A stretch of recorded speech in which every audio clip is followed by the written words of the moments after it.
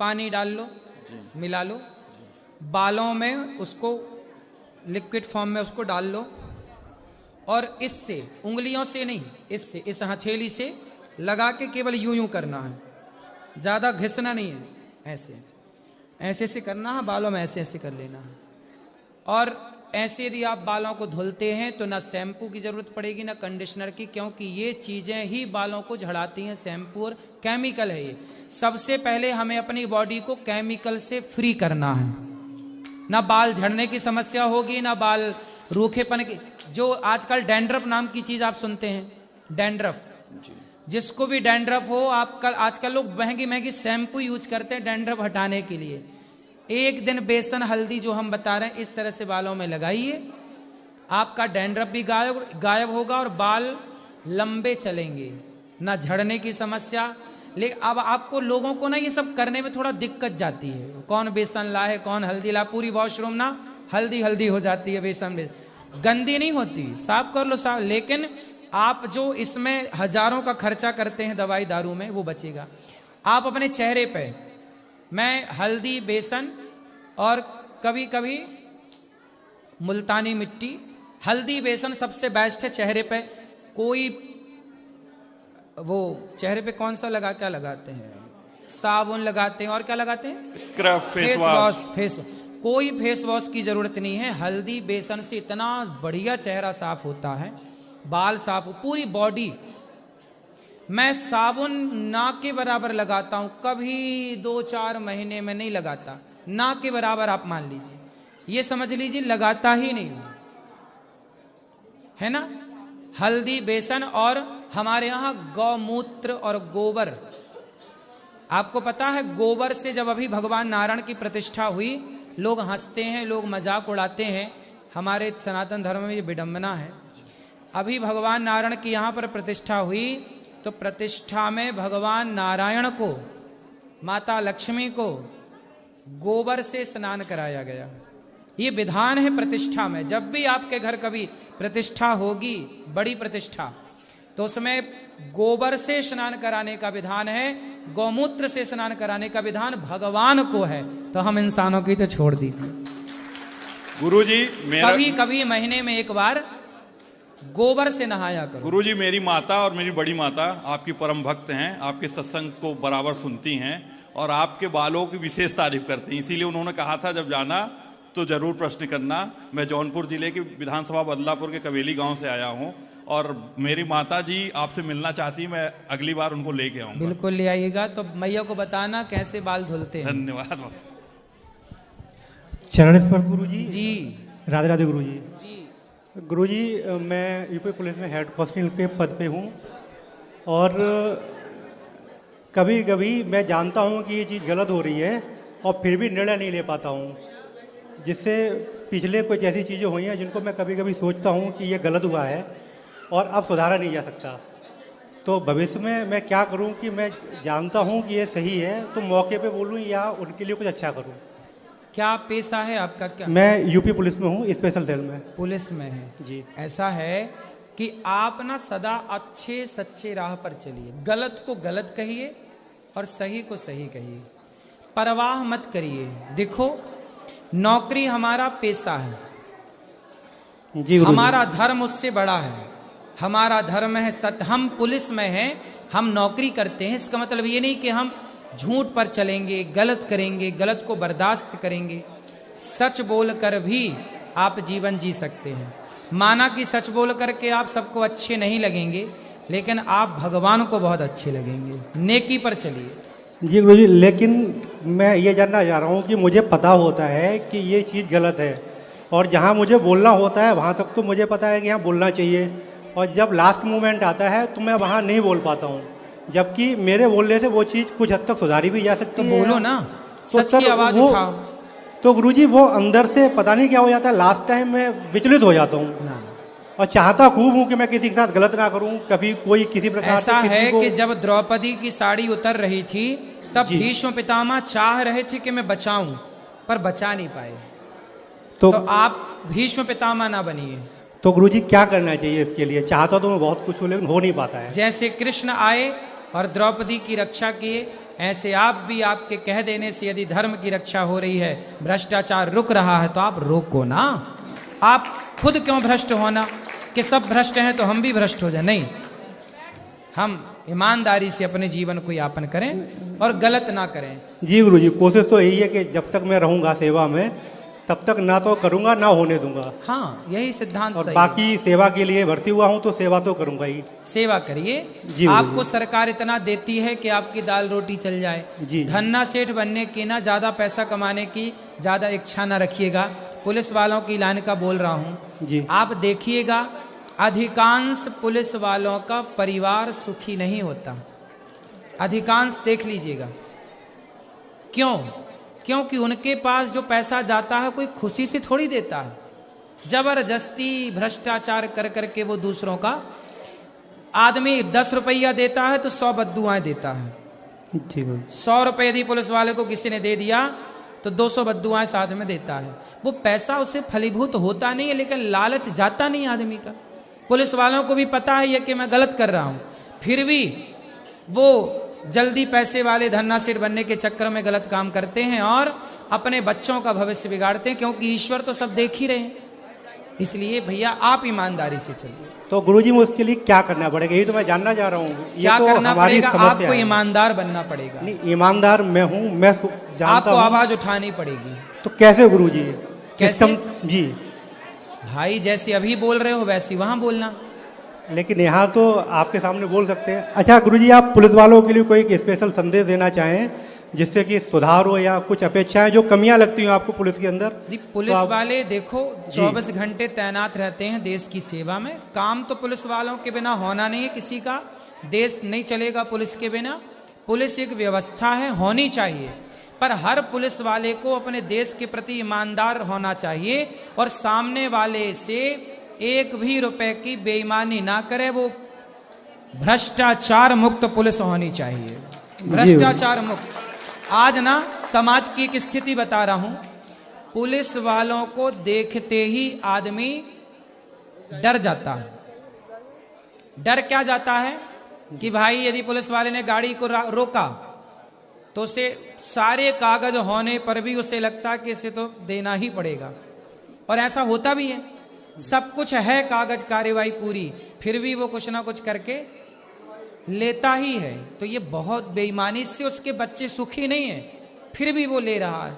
तो हम हर पुलिस वाले से कहेंगे कि आप जो सरकार दे रही है, ईमानदारी से जो आप कमा रहे हो वो बहुत है, इससे आपके बच्चे खुश रहेंगे। ईमानदारी से, बेईमानी से बच्चे खुश नहीं रहेंगे। जी गुरु जी, चरण गुरु जी, राधे राधे।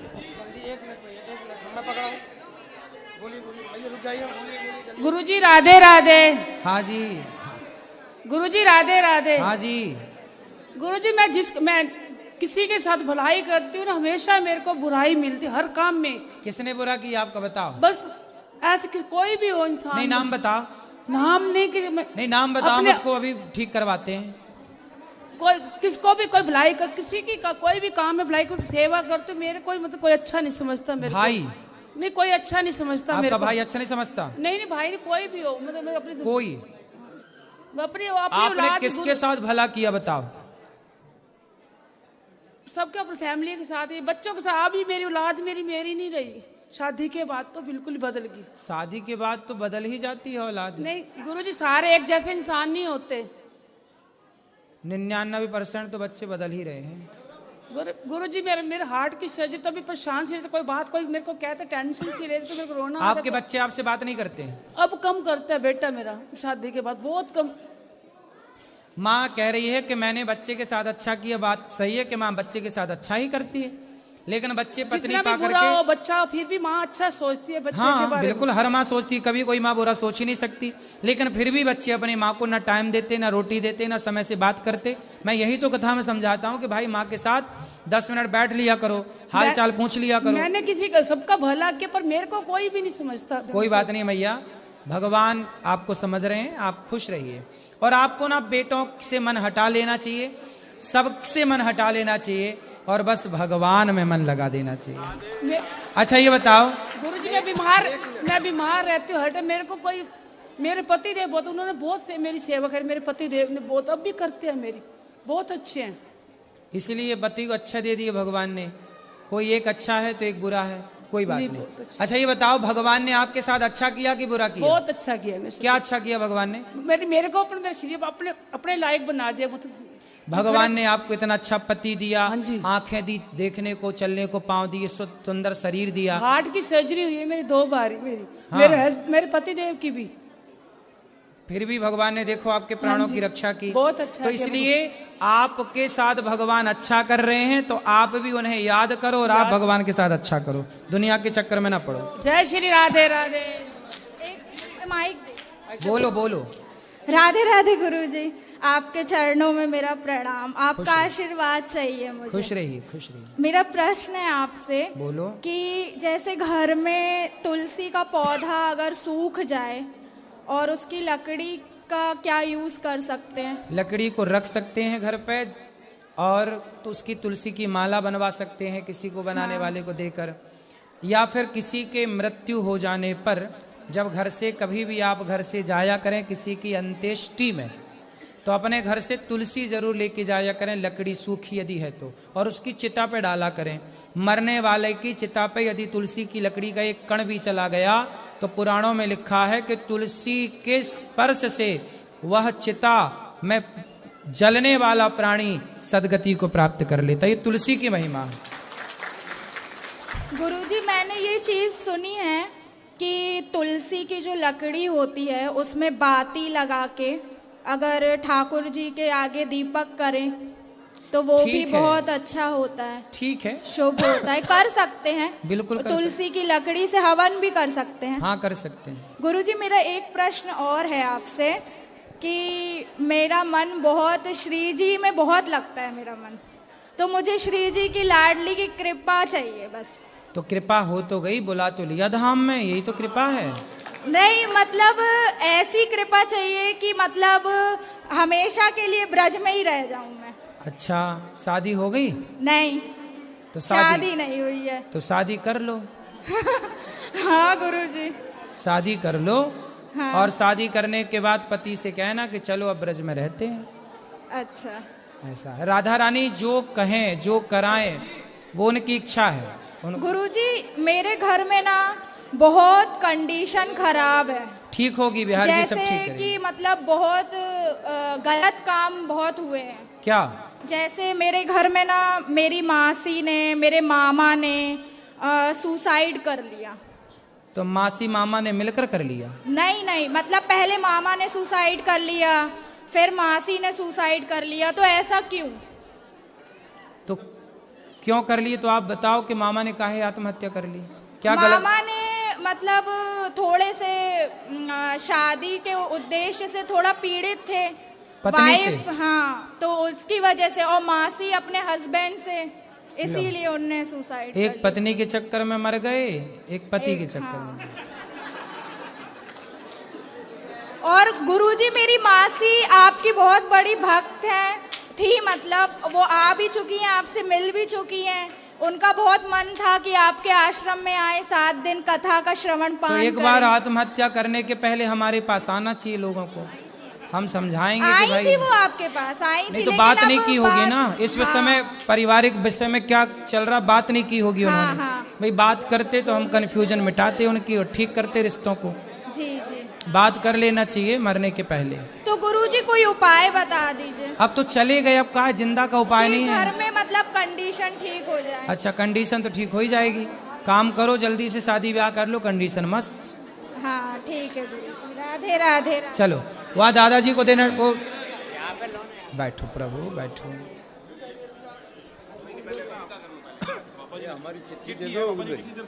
बोलो बोलो बोलो, क्या है प्रश्न? प्रश्न नहीं है।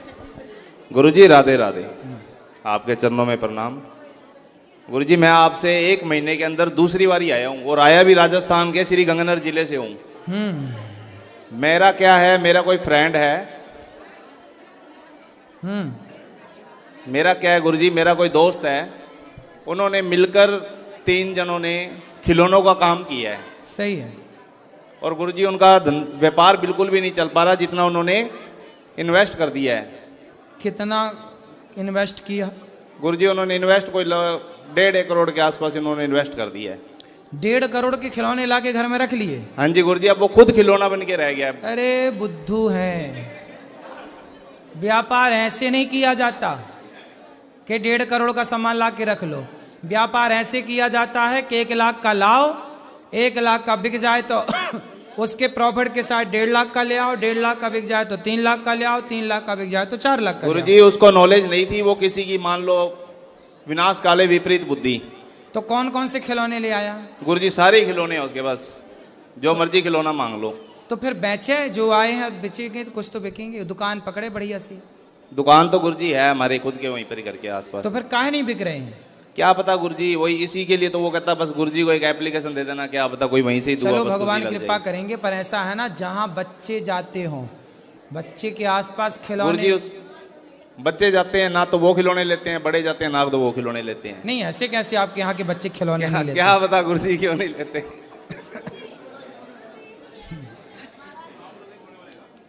जिंदगी गुरुजी आप उसकी तरफ से राधे राधे की। चलो भगवान ना कृपा करेंगे, बिकेंगे, लेकिन आगे से गलती नहीं करना। व्यापार ऐसे नहीं किया जाता, व्यापार सिस्टमैटिक किया जाता।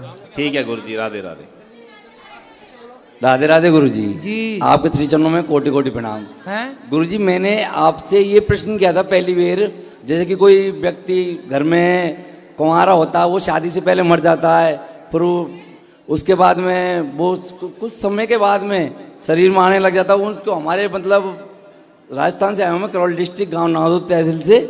तो वहाँ पे क्या मतलब ये प्रथा कि देवता बना के पूछते हैं, और आपने मुझे जवाब दे दिया कि और देवता चित्त न धरी, हनुमत से ही सर्व सुख मिले। मुझे तो क्लीन है ये, ठीक है, लेकिन वो मतलब मेरा विरोध कर रहे हैं। मैं बाल पहले आपके जैसे बाल रखता था सारी, और मैं डांसर हूँ, लेकिन ठाकुर जी की कृपा ऐसी रही कि मुझे अब इन चीज़ों से इंटरेस्ट नहीं है, बस सिर्फ राम भजन, सही, सिर्फ राम भजन। और उन ये एक भजन के माध्यम से मैं उन तक ये संदेश पहुंचाना चाहता हूं कि उनको मतलब लगे कि हाँ ये ठीक बोला है इसने। सही है, ठीक है। और देवता चित्त न धरें, बात सही। किसी देव को पूज लो, धरो किसी का ध्यान, मैं ही आस्थापित करूं, मैं ही दो वरदान, मैं ही दो वरदान। देवों को पूजे तो देव मिलेंगे, स्वर्ग में जा कुछ काल बिताएं। पितरों को पूजे तो पितृ मिलेंगे, पितरों में जाकर बस जाएं। भूत और प्रेतों को पूजने वाले, भूत और प्रेतों को पूजने वाले, जन्म उन्हीं की उन्हीं में पाए। भोगे के कर्मों के प्रारब्ध से मृत्यु लोक में लौट के आए। लाके 84 योनि में फिर कर फिर मानव तन में लौट आए। श्रद्धा बिन बिने नहीं विलम्ब नहीं आए प्रार्थ, श्रद्धा विहीन प्राणी अहम लिए चलता। जब तक नैन पे अहम का पर्दा, तब तक मैं देता न दिखाई। जिसके मन से मैं नहीं निकली, उसने मेरी कृपा नहीं पाई, उसने मेरी कृपा नहीं पाई। मुझे समर्पण के भाव प्यारे, उसे मिलूं जो दिल से पुकारे। हे नाथ नारायण वासुदेवा, श्री कृष्ण गोविंद हरे मुरारी। हे नाथ नारायण। वाह, बहुत सुंदर, बहुत बढ़िया, बहुत। गुरुजी एक बार क्या हुआ था, अभी मेरी माता से झूठ बोल दिया था